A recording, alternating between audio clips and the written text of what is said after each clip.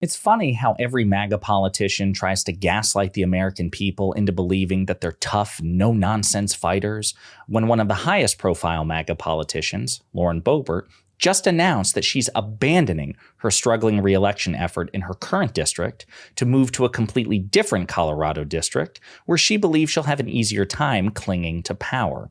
It was a cowardly move that has infuriated her fellow Colorado Republicans, and we need to talk about it. But before we unpack all that, if you haven't yet, please hit that like, subscribe, and the alert bell. All right, folks, we got several clips to play, but again, to me, this just undermines the ethos, the projection of strength, which apparently comes from the MAGA movement.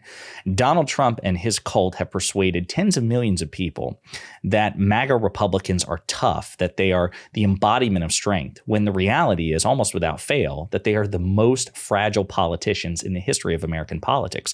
Donald Trump himself is the embodiment of weakness, and apparently Lauren Boebert is no exception. So we'll play all this and we'll unpack it together. Today, I am announcing my candidacy for the 2024 Republican nomination to represent Colorado's 4th Congressional District in the United States House of Representatives. It's the right move for me personally, and it's the right decision for those who support our conservative movement. This is the right move for Colorado, for us. Since the first day I ran for public office, I promised I would do whatever it takes to stop the socialists and communists from taking over our country. That means staying in the fight, but it also means not allowing Hollywood elites and progressive money groups to buy the 3rd district, a seat that they have no business owning. I will not allow dark money that is directed at destroying me personally to steal this seat. So she's ultimately complaining about her fundraising deficit. We will get to that in just a second. But what I love about it is the district which she currently represents, which is the Colorado 3rd, it skews heavily Republican.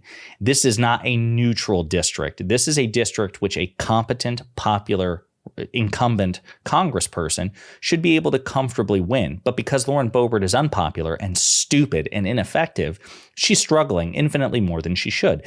As the Colorado Sun points out, the 3rd district leans 9 percentage points in Republicans' favor. Now, she's moving to the 4th district. And again, we'll get to that in a second. The 4th district is much more conservative. It leans 27 points towards the GOP, right? So she's hoping that she needs basically to rig the game further in her favor to compensate for her weakness and her stupidity. Now, her primary opponent, not her opponent in the primary, but the person she would ultimately be up against, was Adam Frisch, whom she ran against in 2022. Now, she only won against Democrat Adam Frisch by like 550 votes, a razor-thin margin.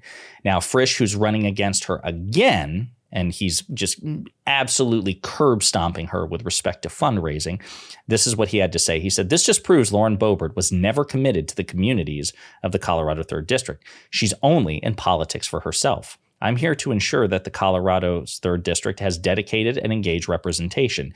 That has always been and will continue to be my goal."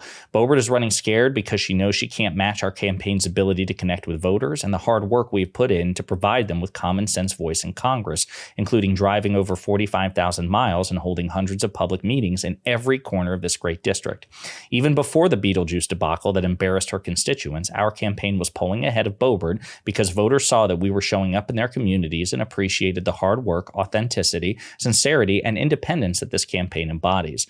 From day one of this race, I have squarely focused on defending rural Colorado's way of life and offering common sense solutions to the problems facing the families of Colorado's 3rd Congressional District. Okay.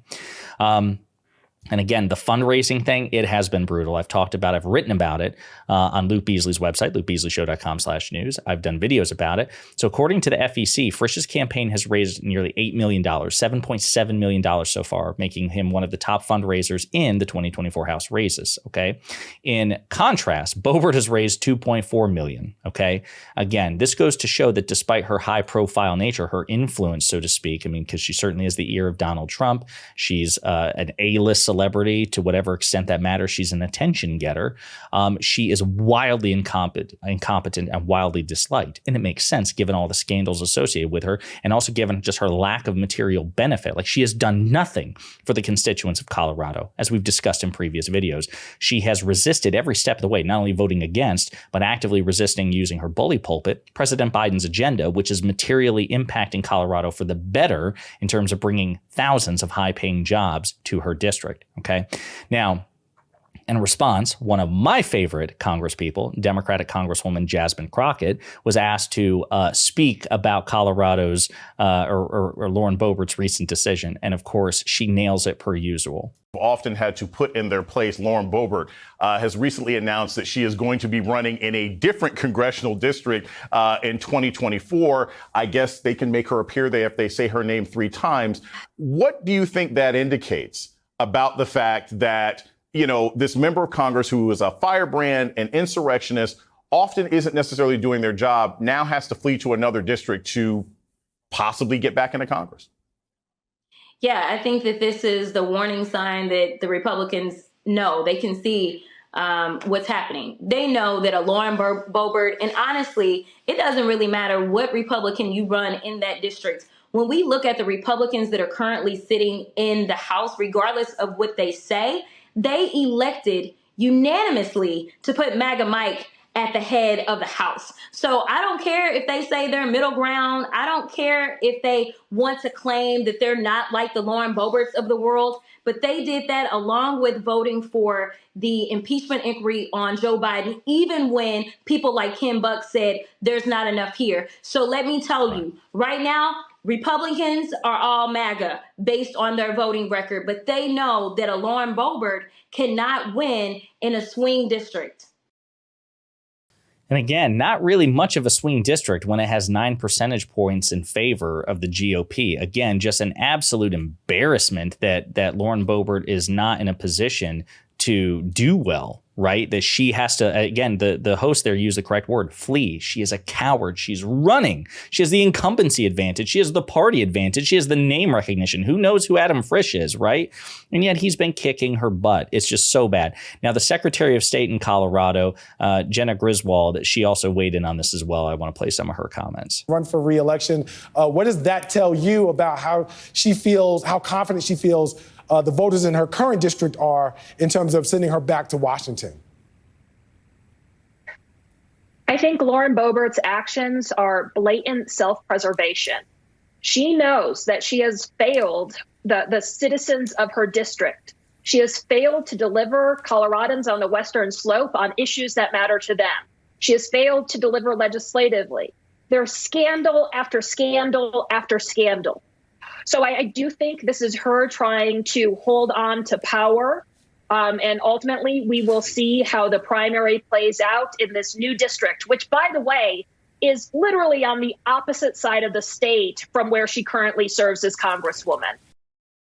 That's how bad it is, folks. I'm telling you, like, the Republicans are so cowardly and insecure. They have no confidence in their ability to play politics on equal footing. They would be terrified at the prospect of a Democratic Party that I advocate for, which is a ruthless Democratic Party who plays politics like Republicans. Imagine if Republicans were forced to confront people who would play politics like they do, in the sense that, you know, trying to reduce institutional advantages that Republicans have to face. Basically, if they were up against Democrats who took away those institutional advantages, who say, you know what, you need to appeal on your own agenda. You need to appeal on the policies for which you advocate, on your legislative accomplishments.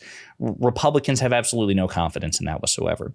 Now, I mentioned in the intro that Boebert's decision has infuriated Colorado Republicans. One such example is somebody who's running in the district to replace Ken Buck. Ken Buck is the very strange Freedom Caucus Republican who is like a climate change denier and a Trump supporter, who also says that the impeachment effort against President Biden is nonsense and that it's dangerous and toxic politics, but he voted for the inquiry anyway. So he's just a mess of contradictions. He recently announced that he is not running for re-election. And so the seat's going to be vacant, right? The incumbent incumbency advantage is gone, but Republicans are already running to take that seat. And so one of them just announced that if you can't win in your own home, you can't win here. She, Boebert, knew she'd lose in her own district, and I'll show her that she'll lose here too. Again, she has infuriated some of her fellow Republicans. This is what the GOP party chairman of the Colorado Republican Party, this is what he had to say. Let you go. We have to ask you about Lauren Boebert making this announcement that she is not going to seek re-election in her district, that she's going to seek it in a district on the other side of the state, the 4th district. Are Coloradans cool with that kind of thing? Someone who isn't from their district representing them? From a party perspective, we certainly don't think it was the best move. We felt that she was best suited for Congressional District 3 and that she was in the best position to win re-election and retain that for Republicans. Time will tell whether or not we're right, but I think she's got a serious challenge on her hands trying to explain to the voters of CD4 why she felt it was necessary to leave CD3 and have a better chance at keeping her seat in Congress. It's kind of a problematic proposition, but it's it's something for the voters to decide.